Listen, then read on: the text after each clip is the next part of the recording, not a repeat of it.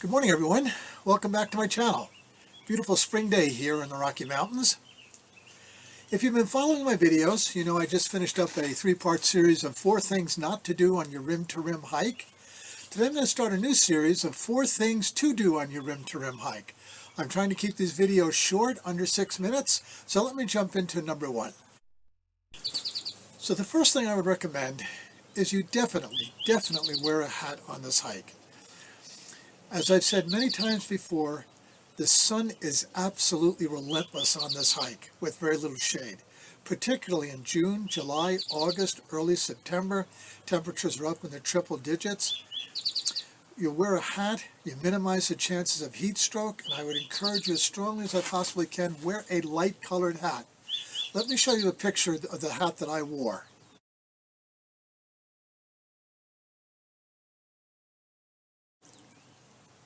Now, I know that this hat looks kind of dorky, but that long bill kept the sun off my face. The flaps on the back kept the sun off the back of my neck, which is where your brainstem, your medulla oblongata, is located. And believe me, over the length of the hike, you will be much fresher if you do that. The second recommendation that I would make on this hike is to pack a second pair of socks.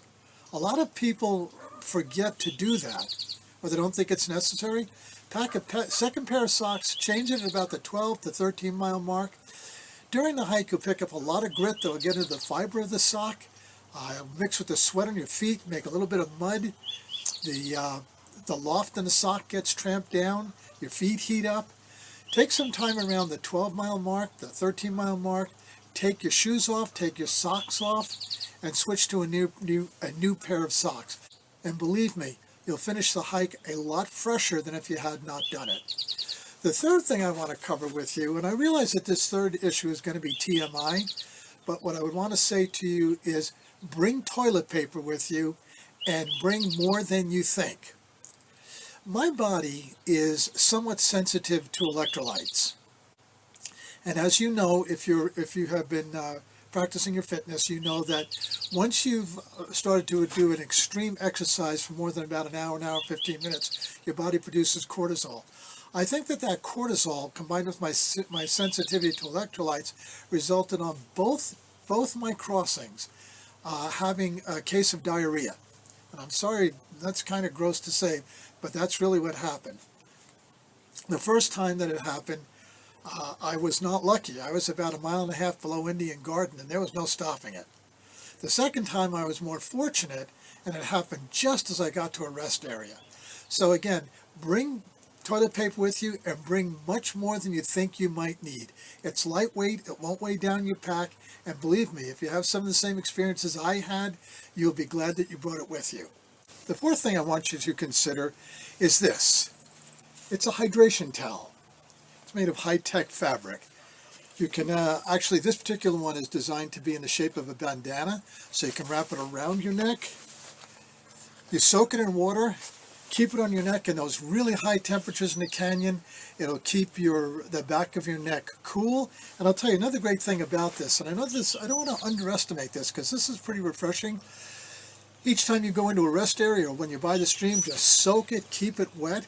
And then there are times along the trail you'll just undo the bandana and wipe your face with it. In the process of doing that, continue to refresh yourself. You'll be surprised how good you'll feel just wiping your face a bit with a cool rag when you're in those really hot temperatures crossing the canyons.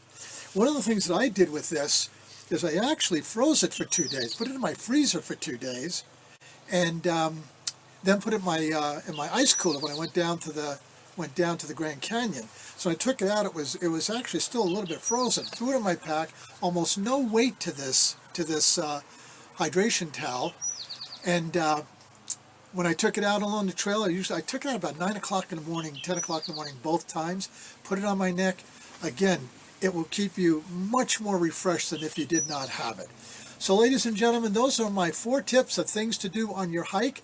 I hope you find them helpful, and I'll see you on the trail.